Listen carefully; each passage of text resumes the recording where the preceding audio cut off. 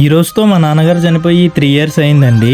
Every year మా నాన్నకి ఇష్టమైన ఫుడ్ ను డొనేషన్ చేయడం అయితే జరుగుతుంది. అలానే ఈ ఇయర్ కూడా మా నాన్నకి ఇష్టమైన ఫుడ్ అయితే డొనేట్ చేయాలనుకున్నాను. మా అమ్మ చేతి వంట అంటే మా నాన్నకు చాలా ఇష్టం. మా అమ్మ చేతుల మీదుగా వంట చేయించి నేను నా కొడుకు అయితే వెళ్ళేసి డిస్ట్రిబ్యూషన్ అయితే స్టార్ట్ చేసాము. అక్కడున్న వాళ్ళు ఎంతో హ్యాపీగా ఫీల్ అయ్యి ఫుడ్ అయితే తీసుకోవడం జరిగింది.